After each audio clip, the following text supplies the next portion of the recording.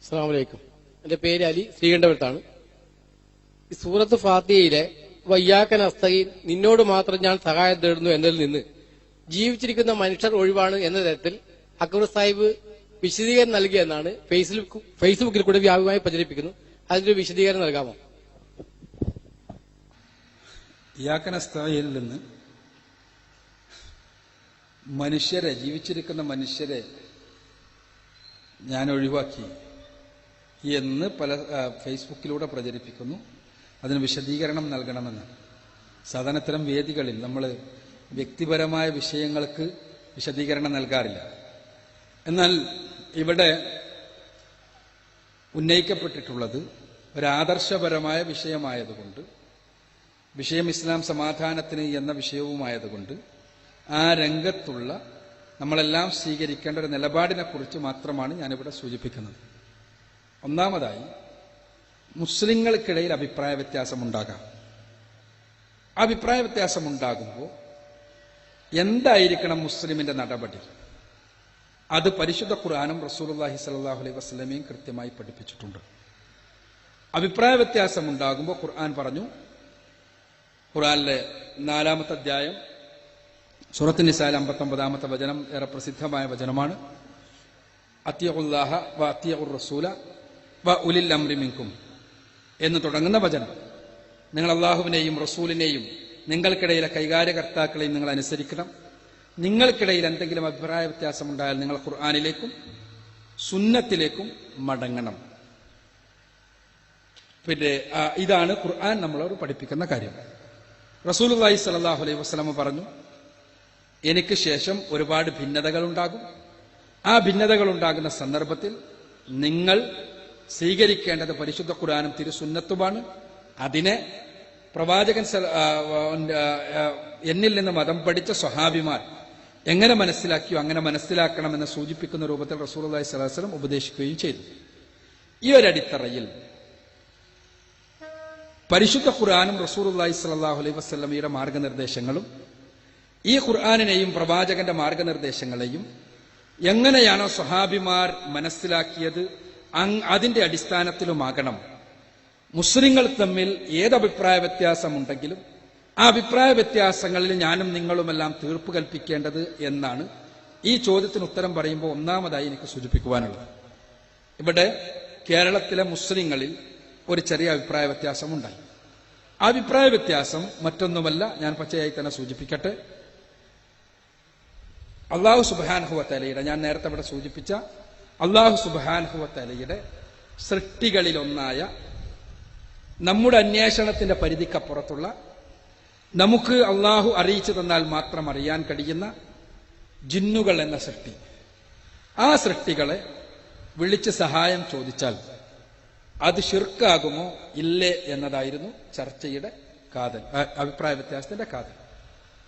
ജിന്നുകൾ അള്ളാഹുവിന്റെ ഒരു സൃഷ്ടിയാണ് എന്നതുകൊണ്ടും ജിന്നുകൾ എവിടെയും ഉണ്ടാകാം എന്നതുകൊണ്ടും ജിന്നുകൾ നമ്മൾ പറഞ്ഞാൽ കേൾക്കാം എന്നതുകൊണ്ടും അവരെ വിളിച്ചാൽ അത് അവരോട് സഹായം ചോദിച്ചാൽ അത് ശിർക്കാവുകയില്ല എന്ന് ഒരു വിഭാഗം ആളുകൾ വാദിച്ചപ്പോൾ, ജിന്നുകൾ അവർ നമ്മുടെ അന്വേഷണ പരിധിയിൽപ്പെട്ട സൃഷ്ടി വിഭാഗമല്ല എന്നും അവരിൽ നിന്നുള്ള സഹായം അതുകൊണ്ട് തന്നെ നമ്മുടെ അന്വേഷണങ്ങൾക്കപ്പുറത്തുള്ള ഐബിയായ സഹായമാണ് എന്നതുകൊണ്ടും അത്തരം സഹായം കാക്ഷിച്ചുകൊണ്ട് അവരെ വിളിച്ചാൽ അത് ശിർക്കാകുമെന്നും മറ്റൊരു വിഭാഗവും വാദിച്ചു. ഈ സന്ദർഭത്തിൽ അതിനെക്കുറിച്ച് സംസാരിച്ചപ്പോൾ ഇതിൽ നമ്മൾ എന്ത് നിലപാടാണ് സ്വീകരിക്കേണ്ടത് എന്ന് വിശദീകരിച്ച സന്ദർഭത്തിൽ ഒരു കുവൈറ്റിൽ വെച്ച് നടന്നൊരു പ്രസംഗത്തിൽ ആണ് ഈ രംഗത്ത് ഖുർആന്റെ മാർഗനിർദ്ദേശം എന്താണ്, റസൂലുള്ളാഹി സ്വല്ലല്ലാഹു അലൈഹി വസല്ലമയുടെ മാർഗനിർദ്ദേശം എന്താണ്, സ്വഹാബിമാർ എങ്ങനെയാണ് ഈ കാര്യത്തെ മനസ്സിലാക്കിയത് എന്ന് വിശദീകരിക്കാൻ ശ്രമിച്ചത്. അവിടെയാണ് ഒന്നാമതായി പരിശുദ്ധ ഖുർആനിൽ നിന്ന് മുസ്ലിങ്ങൾ ഏറ്റവും അധികം തവണ ആവർത്തിക്കുന്ന ഖുർആനിലെ സൂറത്തുൽ ഫാത്തിഹ. സൂറത്തുൽ ഫാത്തിഹയിൽ ദിവസേന 17 തവണ മുസ്ലിങ്ങളെ കൊണ്ട് ആവർത്തിപ്പിക്കുന്ന ഒരു പ്രതിജ്ഞയുണ്ട്. ആ പ്രതിജ്ഞയാണ് ഇയ്യാക നഅ്ബുദു വ ഇയ്യാക നസ്തഈൻ.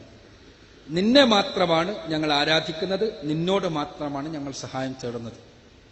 അള്ളാഹുവിനോട് മാത്രമാണ് സഹായത്തേട്ടം എന്ന് ഈ വചനത്തിൽ നിന്ന് വ്യക്തമാകുന്നു. അള്ളാഹുവിനോട് മാത്രമാകേണ്ട സഹായത്തേട്ടം, ആ സഹായത്തേട്ടം അള്ളാഹുവിനോട് മാത്രമേ ആകാൻ പാടുള്ളൂ, ആരോടും ചെയ്യാൻ പാടില്ല. മനുഷ്യരോടാണെങ്കിലും ജന്തുക്കളോടാണെങ്കിലും ജീവജാലങ്ങളോടാണെങ്കിലും ആരോടാണെങ്കിലും. എന്നാൽ ഇവിടെ ചർച്ചയിലുള്ള വിഷയം ജിന്നുകളോടുള്ള സഹായത്തേട്ടം ശിർക്കാകുമോ എന്നതാണ്. അവിടെയാണ് ഇവിടെ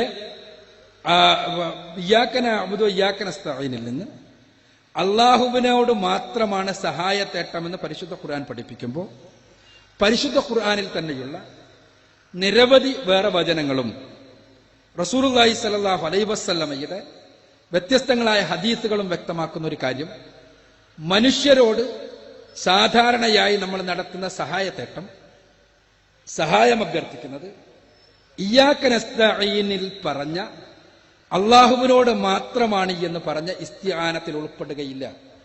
മനുഷ്യരോട് നമ്മൾ സാധാരണയായി നടത്തുന്ന സഹായത്തേട്ടം ഇയ്യാക നസ്തഈൻ എന്ന് പറഞ്ഞ അള്ളാഹുവിനോട് മാത്രം ചെയ്യണം എന്ന് പറഞ്ഞ സഹായത്തേട്ടത്തിൽ ഉൾപ്പെടുകയില്ല എന്ന് വ്യക്തമാക്കുന്ന ഒരുപാട് ആയത്തുകളും ഹദീസുകളുമുണ്ട്. എന്നാൽ ഇതേപോലെ അള്ളാഹുവിനോട് മാത്രം ചെയ്യുന്ന ഇയ്യാക നസ്തഈൻ എന്ന പ്രതിജ്ഞയിൽ അള്ളാഹുവിനോട് മാത്രം ചെയ്യുന്നതായി പറഞ്ഞിട്ടുള്ള ഇസ്തിആനത്തിൽ ജിന്നുകളോടോ മലക്കുകളോടോ ചെയ്യുന്ന സഹായാർത്ഥനകൾ ഉൾപ്പെടുകയില്ല എന്ന് വ്യക്തമാക്കുന്ന ആയത്തുകളോ ഹദീസുകളോ ഇല്ല. അതുകൊണ്ട് തന്നെ ജിന്നുകളോടോ മലക്കുകളോടോ ചെയ്യുന്ന സഹായാർത്ഥനകൾ തീർച്ചയായും അള്ളാഹുവിൽ പങ്കുചേർക്കലാകുന്നു, അതുകൊണ്ട് ശിർക്കാകുന്നു എന്ന് സൂചിപ്പിച്ചത്.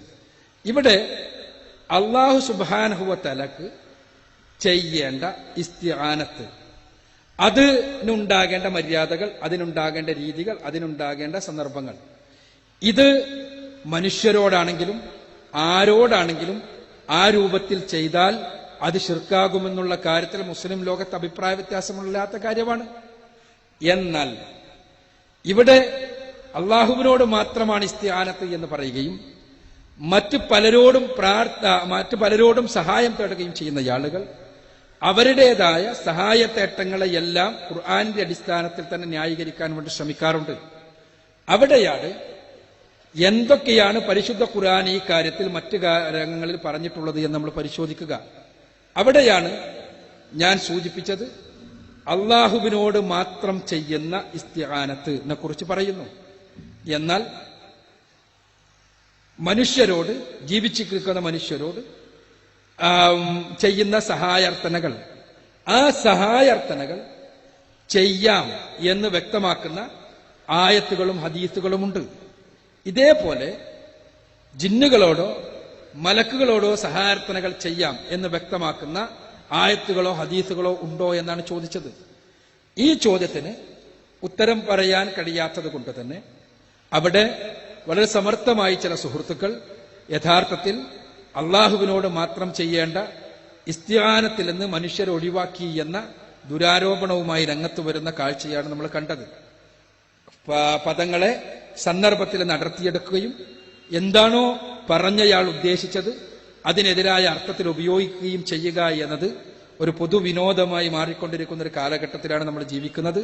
ഏതായിരുന്നാലും ഇവിടെ നാം ഉദ്ദേശിക്കുന്നതും നാം പറഞ്ഞിട്ടുള്ളതും വളരെ കൃത്യമാണ്.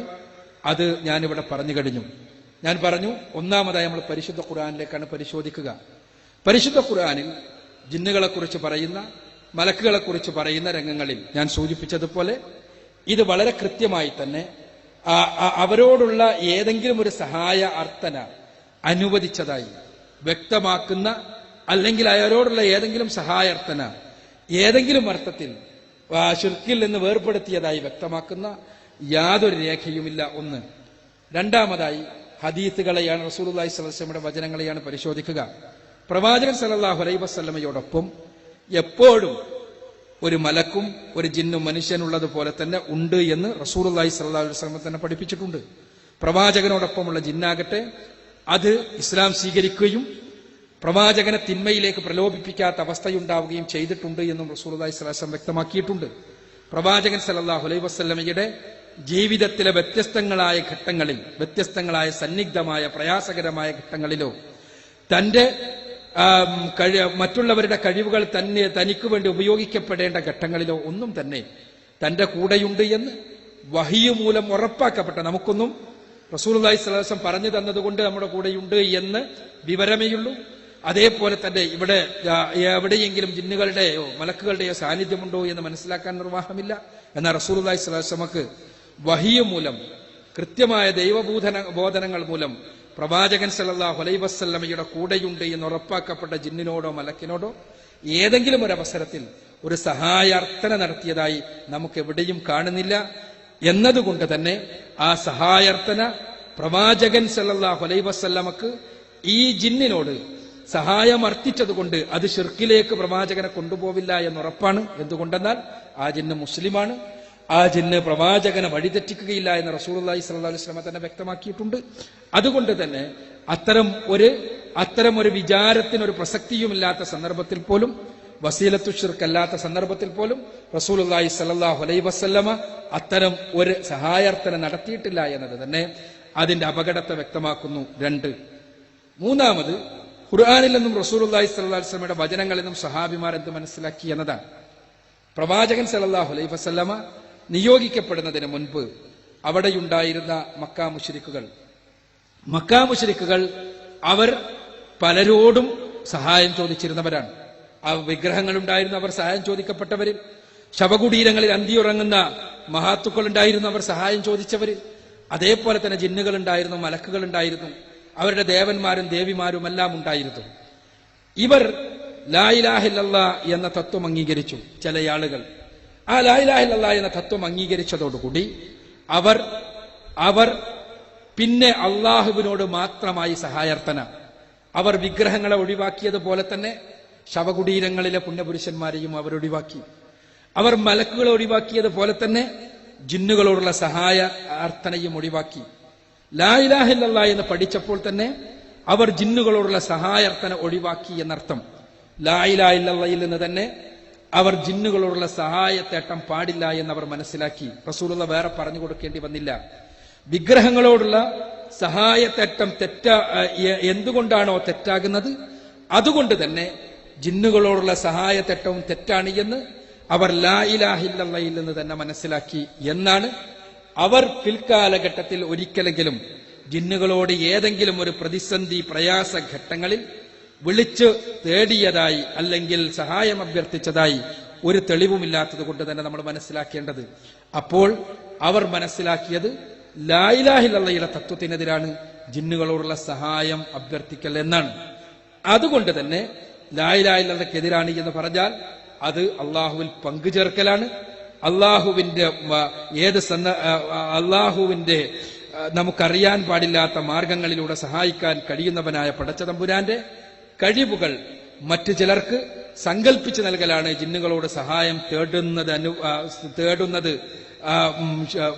തേടുക വഴി ചെയ്യുക. അതുകൊണ്ട് തന്നെ അത് ശിർക്കാണ് എന്നാണ് ഞാൻ സൂചിപ്പിച്ചിട്ടുള്ളത്. ഇത് അടിസ്ഥാനപരമായി 3 തലങ്ങൾ നിന്നുകൊണ്ട് ആണ് ഞാൻ പറഞ്ഞത്. ഒന്ന്, പരിശുദ്ധ ഖുർആനിൽ ഉള്ള വചനങ്ങളിലേതിലെങ്കിലും അള്ളാഹുവിനോട് മാത്രം ചെയ്യുന്ന ഇസ്തിആനത്ത്, ഇതിൽ മനുഷ്യരോട് ഉള്ള സഹായത്തേട്ടങ്ങൾ അതിൽ ഉൾപ്പെടുകയില്ല. സാധാരണയായി ജീവിച്ചിരിക്കുന്ന മനുഷ്യരോട് ചെയ്യുന്ന സഹായത്തേട്ടങ്ങൾ അത് അനുവദിക്കപ്പെട്ടതാണ് എന്ന് വ്യക്തമാക്കിയതുപോലെ ജിന്നുകളോടോ മലക്കുകളോടോ ഉള്ള സഹായത്തേട്ടങ്ങൾ ഇങ്ങനെ പറയുന്നതായി വ്യക്തമാക്കുന്ന പരിശുദ്ധ ഖുർആനിലെ ആയത്തുകൾ ഏതെങ്കിലും ഉണ്ടോ എന്നാണ് ഞാൻ ചോദിച്ചിട്ടുള്ളത്.